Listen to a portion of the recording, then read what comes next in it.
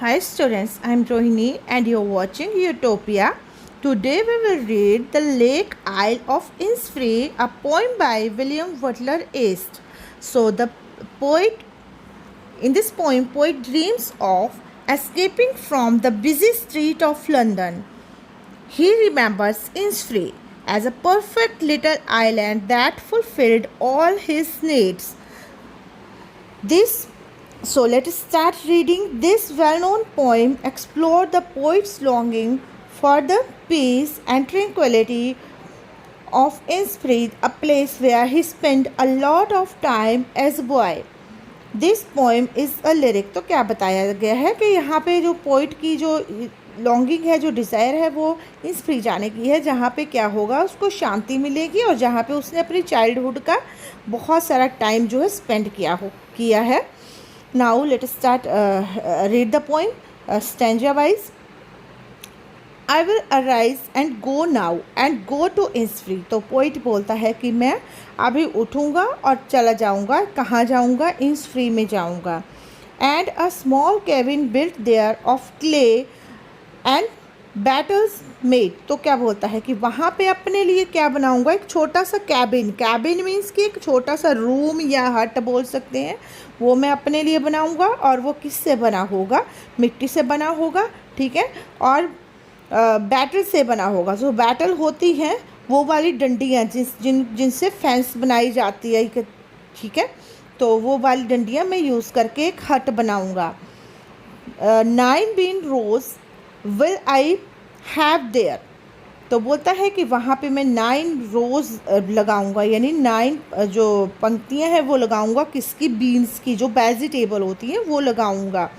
और उसमें क्या करूँगा मैं? उसमें वेजिटेबल उगाएगा वो. तो ये किस लिए करेगा वो? क्योंकि इससे क्या होगा, उसके खाने पीने का भी वहाँ पे ही अरेंजमेंट हो जाएगा.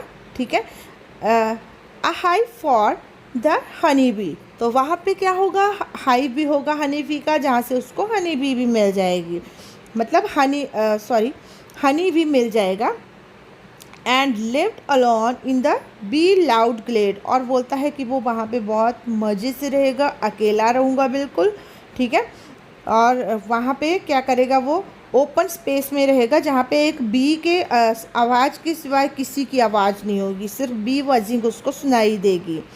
Now let us start the next stanza. And I shall have some peace there, for peace comes dropping slow. तो बोलता है कि वहाँ पे मुझे कुछ तो शांति मिलेगी. ठीक है. ये तो पक्का है कि शांति मिलेगी. शांति जो है वो बोलता है कि एकदम से नहीं आती है. ठीक है. Dropping from the veils of morning to where cricket sing. तो बोलता है कि शांति कैसे आती है, कि जैसे कि क्या होता है, मॉर्निंग का जो वेल होता है, मॉर्निंग का जो वेल मीन्स पर्दा जो होता है, यानी घूंघट टाइप जो होता है, वो धीरे धीरे उठता है. तो क्या होता है फिर? जो डार्कनेस का जो घूंघट उठता है तो मॉर्निंग हो जाती है. ठीक है. और अपना घूंघट धीरे धीरे उठाती है तो शाइनिंग हो जाती है. सन आ जाता है स्काई पे. तो क्या होता है आगे? क्या होता है? They are midnights all at glimmer. तो क्या बोलता है कि वहाँ पे जो नाइट होगी, ठीक है, नाइट होगी, वो भी क्या होगी? बहुत अच्छी होगी. वहाँ पे क्या होगा? स्टार्स जो हैं वो क्या करेंगे? शाइनिंग करेंगे स्काई में मिडनाइट में, जिनको वो इंजॉय करेगा, उनको देखेगा. And Noon a purple glow. और जो नून होगी वो क्या करेगी? पर्पल कलर का की चमक देगी वहाँ पे. ठीक है. And evening full of the Lynette wings. तो इवनिंग क्या होगी? लिनेट, यहाँ पे लिनेट विंग्स कहा गया है. तो लिनेट विंग्स का एक लिनेट जो होता है एक वर्ड होता है जो ब्राउन कलर का होता है. तो लिनेट विंग्स इसलिए कहा गया कि वहाँ पे बहुत सारे वर्ड्स होंगे जो शाम को वहाँ पे आएंगे, लिनेट वर्ड्स. ठीक है. जिससे जो उसकी शाम होगी वो उसको क्या करेगी? अगेन पीस देगी. तो क्या ये सारी बातें उसने कही है कि कैसे उसको पीस मिलेगी. अब आगे नेक्स्ट स्टैंजा में और लास्ट स्टैंजा में पोइम क्या कहता है? आई will arise and go now. बोलता है कि मैं अभी उठूँगा और जाऊँगा. For always night and day. ठीक है. हमेशा वहीं रहूँगा, दिन में भी और रात में भी. ठीक है। I hear the lake water lapping with low sounds by the shore. तो बोलता है कि मुझे सुनाई देता है, क्या सुनाई देता है कि जो लेक का वाटर होता है वो कैसे जो है शोर से, शोर मीन्स किनारे से टकरा के जो उसकी लो साउंड है, उसकी हल्की हल्की जिसकी जो साउंड होती है, आवाज़ होती है, वो मुझे अभी भी सुनाई देती है। While I stand on the road वे और ऑन द पेवमेंट ग्रे। तो बोलता है कि जब भी मैं रोड पे खड़ा होता हूँ या पेवमेंट यानी रोड पे खड़ा होता हूँ या फुटपाथ पे जा रहा होता हूँ, तो मुझे जो क्या होते हैं, I hear it in deep heart score. तो मुझे जो है वो बहुत ही डीपली वो सुनाई देती है। ठीक है, उस क्या सुनाई देती है, वाटर की साउंड सुनाई देती है जो कि शोर से टकराता है। So that was all about the poem and it is written by William Butler Yeats. In short, we can say W.V. Yeats. Now, let us understand the rhyme scheme of the poem.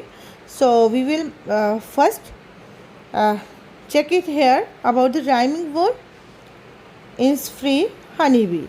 A. Mate glade. B. So, what is the rhyme scheme? A, B, A, B. This is the rhyme scheme of the poem. And again, we can check the next stanza. Slow A, sing B, glow A, wing B. So, again rhyme scheme. We can understand A, B. It is the rhyme scheme of the poem. Okay. Now let us understand about the figure of speech are literary device that used in the poem by poet. So first of all, in first stanza, third line, have, hive, honeybee. Here we have three consonant. Okay तो क्या है, बार बार अगर consonant repeat होंगे बार बार तो क्या होगा, वो alliteration होगा. So what is this, this is alliteration, this is alliteration. Okay and next क्या है आपका, नेक्स्ट स्टैंजा में है आपका, एक तो आपका किया गया है यहाँ पे पर्सोनिफिकेशन. ठीक है, वेल वर्ड का यूज़ किया गया है, वेल वर्ड का यूज़ किया गया है मॉर्निंग के लिए, जबकि वेल वर्ड का किसी लेडी के लिए यूज़ होता है जब लेडी क्या करती है, घूंघट जो है वो का यूज़ करती है, या फिर पर्दे, किसी पर्दे का यूज़ करती है, बुर्के का यूज़ करती है, उसके लिए वेल वर्ड का यूज़ किया जाता है. लेकिन यहाँ पे वेल वर्ड का यूज़ किसके लिए किया गया, मॉर्निंग के लिए किया गया. तो मॉर्निंग को एक तरह से क्या किया है पोइट ने, पर्सोनिफाई किया है. तो ये क्या हो गया हमारा, पर्सोनिफिकेशन हो गया. Okay and then next stanza, in the next stanza, I will arise and go now. So we can understand. ठीक है, we read in the first stanza also, I will arise and go now. तो ये 2 time repeat हो गया, तो it is also called repetition, इसको बोल सकते हैं. ओके और उसके बाद जो लास्ट आता है लो साउंड एस एस. तो क्या है एस एस का, इसमें क्या हो गया, फिर से क्या हो गया, रिपीट हो गया ये.